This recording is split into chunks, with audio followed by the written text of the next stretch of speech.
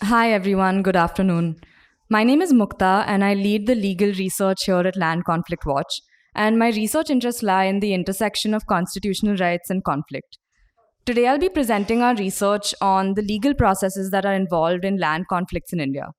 To give a brief background of the circumstances that led to this research, we've always collected data on conflicts over dozens of data points that range from the cause of conflict, the investments involved, people affected, parties involved, and the nature of protest. We've undertaken many analyses of aggregated trends in these conflicts.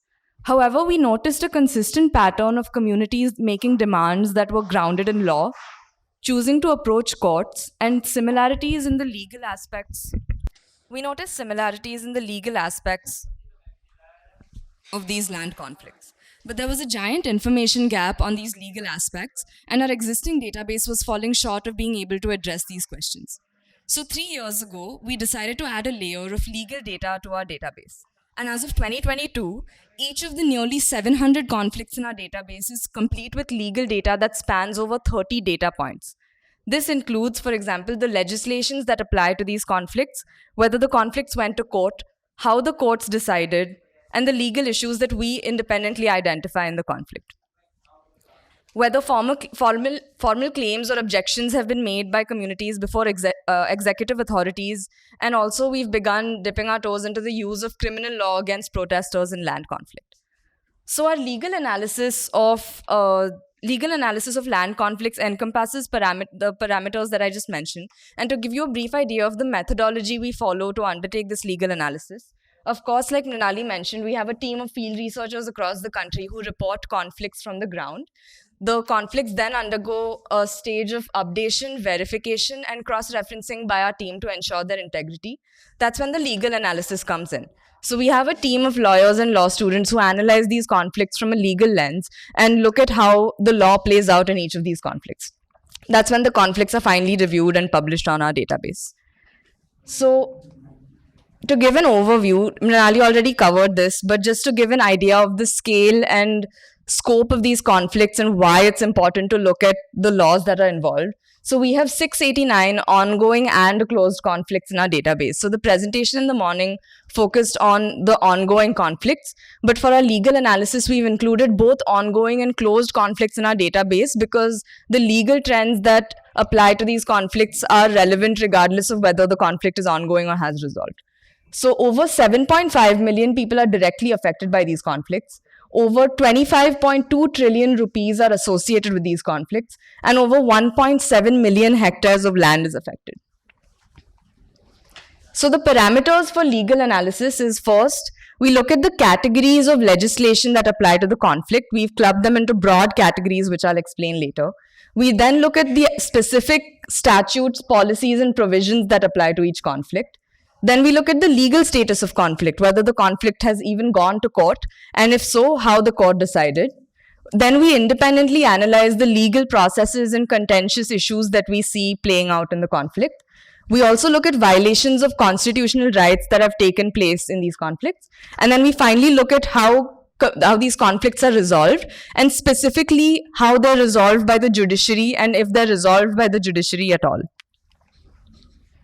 So Mrinali already covered the demands made by communities in these conflicts. So even when we're looking at these from a legal lens, it's very important to look at what the communities themselves are demanding. So regardless of our independent analysis of what's actually happening in the conflict, we record what the communities themselves are demanding and the contentions that they're making.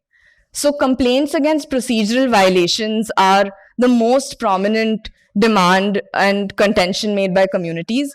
And how they overlap with the law is that this actually shows a high level of awareness of communities of their rights and entitlements and what they're entitled to under the law. And the fact, and it also, like mentioned in the previous panel, it also provides an inroad for communities to challenge conflicts, regardless of whether the opposing party is a corporation or the state.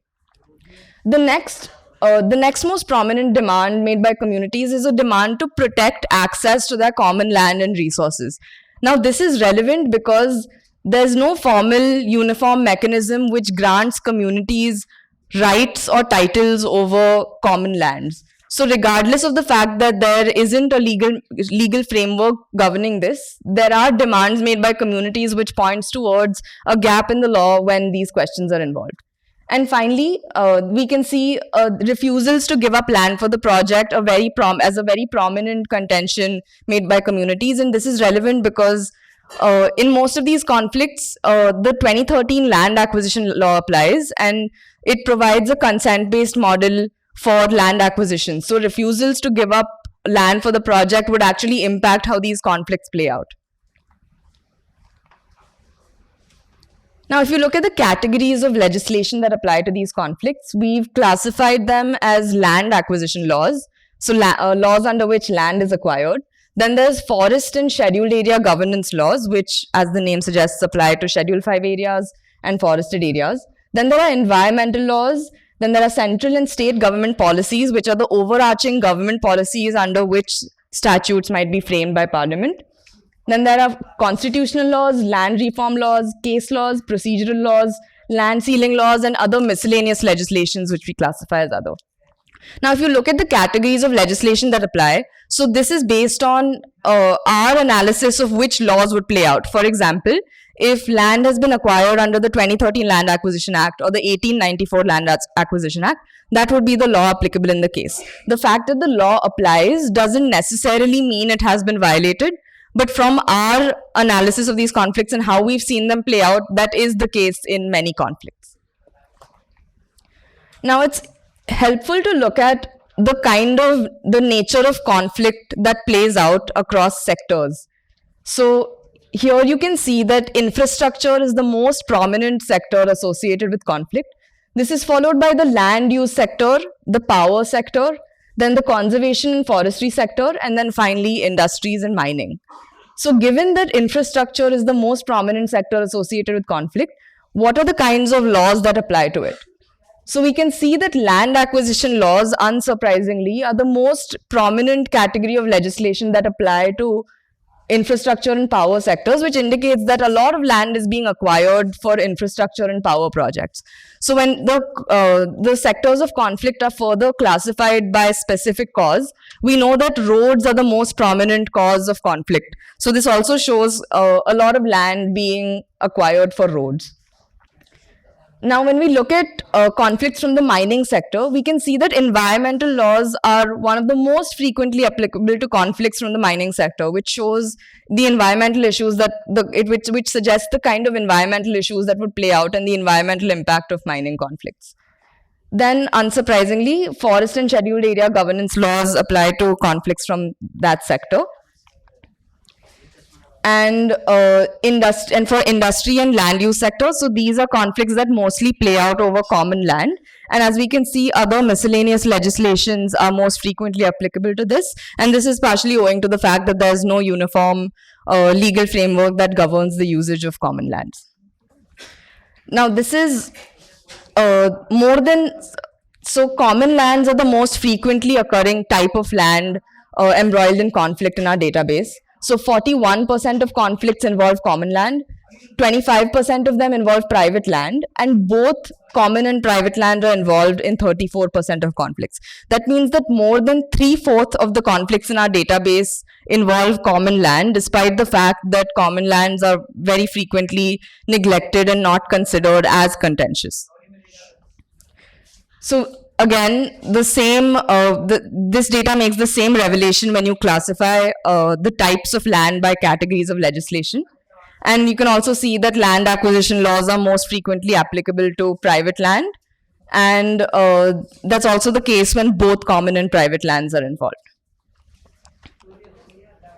So if we move on from the broad categories of legislation and go into the specific laws that apply to these conflicts, we can see that the Right to Fair Compensation and Transparency in Land Acquisition Act of 2013 is overwhelmingly the law that applies to most conflicts. We saw it in 229 out of 689 cases.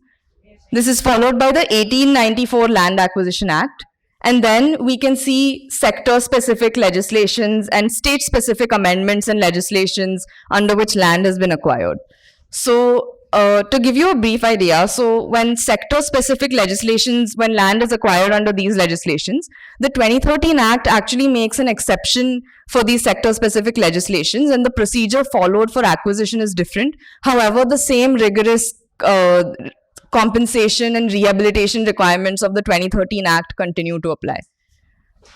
State-specific legislations are also significant given that many states have amended the 2013 Act in order to bypass the stringent consent, compensation, and rehabilitation requirements under the law. When we see that the 1894 Land Acquisition Act also applies in a number of cases, this is partly because the acquisition itself took place before 2013, and there's also many conflicts in which Section 24(2) of the 2013 Land Acquisition Act applies. And Section 24(2) actually is a transitional provision between the two laws. So if certain conditions are met, and if there are certain cases of delay and lapses, then the 2013, then proceedings under the 1894 Acquisition Act, which is a very stringent and very straightforward mechanism which doesn't provide for the entitlements that the 2013 Act does, those proceedings lapse, and fresh proceedings are started under the 2013 Act. But in March 2020, through a Constitution Bench judgment of the Supreme Court, this Section 24 was actually read down in a manner which would restrict the rights of landowners. So we've also undertaken a project that seeks to analyze the effect of this judgment on subsequent judgments and the kind of costs and impact that it has had on landowners when the beneficial provisions of the 2013 Act are no longer available to them. Now, moving on from land acquisition legislations, looking at forest and scheduled area governance laws, unsurprisingly, the 2006 Forest Rights Act is overwhelmingly applicable to these conflicts. And the issue that we've seen most frequently, and the provision that we've seen most frequently, is a non-recognition or curtailment of the rights that the FRA recognizes in forest dwelling and tribal communities. So the Forest Rights Act recognizes the rights of these communities, for example, to live on the land, to collect minor forest produce. It also protects them from eviction. But in many of these conflicts, these rights are not recognized either by the state, sometimes by courts, sometimes through the Gram Sabha itself, to whom applications for the recognition have been made by the communities. The second most frequent legislation applicable to these conflicts is the Panchayat's Extension to Scheduled Areas Act. So the most significant provision we noticed here is the requirement of seeking Gram Sabha consent before any development projects are undertaken in these areas. So we saw this provision being violated in a number of cases, and community is seeking to enforce it. Moving on to environmental laws, we can see that the environmental impact assessment notification is most frequently applicable to environmental conflicts. And the most significant issue that we saw repeatedly taking place was the non-fulfillment of the public hearing requirement that the notification requires. And this is significant because it's one of the only mechanisms which communities have in such kind of conflicts to air their grievances and put their issues forth. We can also see the Environment Protection Act, which is an overarching environment legislation, followed by the Water Pollution Act and the Coastal Regulation Zone Notification, the Wetlands Rules, for example, which all give an idea of the kind of resources that are at stake in environmental conflicts.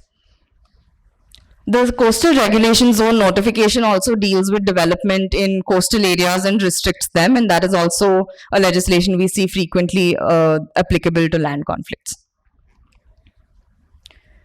Now, moving on to contentious issues and legal loopholes that we found to apply in these conflicts. So this is through our independent analysis.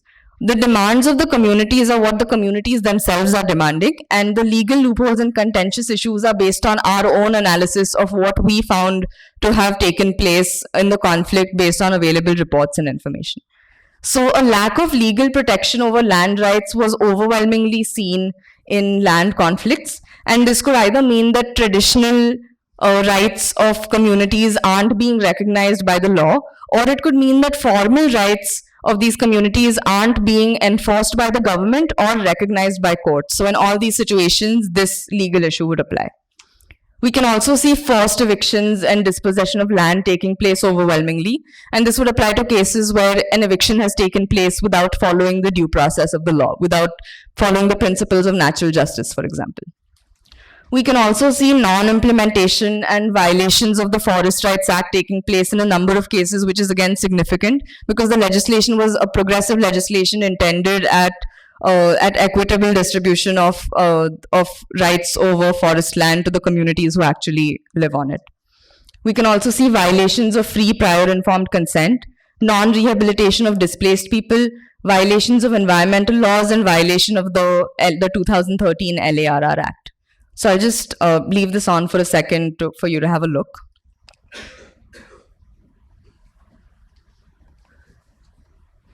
Now, we also recorded data of violations of constitutional rights that we saw taking place in land conflicts. So very often land conflicts escalate to violence, and we also recorded the nature of violence that takes place in these cases and collected this data. And this is separate from the actual land conflict that takes place. We also look at allied instances and actions that have taken place in the conflict. So we can see that physical attack is the most common violation of constitutional rights that has taken place in these land conflicts, followed by threats and intimidation, lathi charge, tear gas, and pellets being used against protesters, and in some cases even killings and torching of houses. Now, till very recently, we used to also collect data on arrests, detention, and imprisonment that have taken place to people involved in land conflicts and classified it as a human rights violation. However, not all cases of arrest, detention, or imprisonment are human rights violation. And however, there are instances of arbitrary arrest or detention or imprisonment taking place against protesters in land conflicts, some instances of custodial violence, non-provision of legal aid, which is a guaranteed right under the Constitution. And we saw patterns in this. And this is something that Usha ma'am in the previous panel referred to as legal bullying. So given that this was something we saw frequently happening, we decided to expand that into a larger project. So we've undertaken a project analyzing the use of criminal law against protesters in land conflicts and tracking the kind of provisions that are repeatedly used, the kinds of legislations that are repeatedly used, and whether basic safeguards such as production before a magistrate or provision of legal aid are not being provided, given that there are most of the communities involved in these conflicts are vulnerable communities who generally face the brunt of such action. So given that we were collecting this data, when we looked at the legislation that applied to a land conflict, we also found that in many conflicts, there were incidents taking place which would actually attract the provisions of the Scheduled Castes and Scheduled Tribes Prevention of Atrocities Act. So we decided to classify these conflicts by sector to look at how, in which conflicts such acts play out the most. So unsurprisingly, most of these acts would take place in conflicts from the conservation and forestry sector, where most of the communities involved would be tribal and Adivasi communities. This is followed by the land use sector, where a number of conflicts are communal or caste-based conflicts.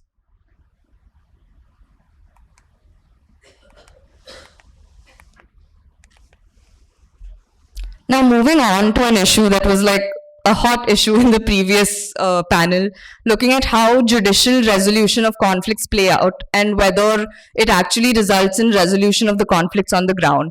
So, not all conflicts go to court, and in previous research, we've noticed that legal research of land conflicts is often limited to what courts have decided, and this often creates the impression that court conflicts are the only conflicts that exist. But on the contrary, we found that out of 689 land conflicts, 51% went to court. So while that does mean that the majority of conflicts do go to court, that also leaves 49% of conflicts in which communities never approach the court. So 48% of conflicts, in 48% of conflicts, communities did not approach the court and the conflicts were never litigated. So out of the conflicts that did go to court, we can see that 46% of conflicts were disposed of, and the remaining are still pending before the courts. So this also raises questions about the efficiency of the judiciary and the time that takes to resolve a conflict, which might suggest why a community would choose to resolve the conflict through other means, or perhaps by allowing it to play out on the ground or politically. Now, if we look at the number of litigated conflicts by region, we can see that out of 57 land conflicts that involve both rural and urban areas, 47% of those conflicts went to court. On the other hand, 486 out of 486 rural conflicts, 49% of them went to court, as opposed to urban conflicts where 60% of conflicts from urban area made it to court. So this could point towards differences in accessibility of the judiciary. And there's existing research on this. Dr. Namita Wahi actually, when she analyzed Supreme Court land acquisition cases that made it to the Supreme Court, found a similar conclusion that most of these conflicts were from urban areas. Now, if we classify the litigated conflicts by sector, we can see that the power sector, where land acquisition laws were most frequently applicable, 63% of those conflicts made it to court. And there's a stark contrast between these and conflicts from the conservation and forestry sector, where only 31% of conflicts made it to court. And this is significant because the communities involved in conflicts from the conservation and forestry sector are Adivasi communities who have historically had low access to the judiciary, low success rates when they do approach the judiciary, and perhaps a lack of keenness in approaching the judiciary based on how these conflicts tend to play out. And this point has been made again and again, but out of all the conflicts that have been disposed by courts, we can see that only 17% of them have been resolved on the ground. So we decided to dig deeper into this and look at land acquisition conflicts specifically, because it would help give us some perspective on what exactly happens, what are the laws involved, and what kind of impact that could have on how a court decides. So for land acquisition conflicts specifically, there was a higher frequency of approaching the judiciary than average. So the average frequency of approaching the judiciary is 51% of cases, but land acquisition conflicts we could see being litigated in 56% of cases. But as opposed to the 17% of conflicts that were resolved on average, we can see that only 12.5% of land acquisition conflicts that were disposed of in court were actually resolved on the ground. So what could this point towards? So why are communities approaching courts more frequently when land acquisition laws are involved? So the 2013 Land Acquisition Act, which applies to an overwhelming majority of these cases, does have a more comprehensive framework and very rigorous procedural requirements and compensation rehabilitation requirements, which actually possibly gives communities many more avenues in order to actually approach the judiciary. But the exceptionally low rate of resolution of these conflicts points towards courts falling short of being able to address the needs of communities, and a huge gap between what the courts are able to do with the law before them, despite the law itself being unimaginably progressive from the perspective of project-affected communities. And the Section 24(2) judgment is also an example of this. So the fact that nearly 50% of these cases are pending in court also shows the courts falling short in terms of efficiency in being able to resolve these conflicts. So to conclude, in line with our initial objective, our stories and research products that we've created on the basis of these research have sparked discussion and been picked up by academics, researchers, journalists, lawyers, and policymakers alike. And we believe this is the first step towards lasting change through policymaking, which we hope will be the impact of this legal research, which we really hope to expand upon. And as the legal database grows, we believe it will serve as an even more effective tool towards a comprehensive understanding of these legal issues and of broad legal trends, and to facilitate specific investigations into the legal aspects of land and natural resource conflicts. Thank you.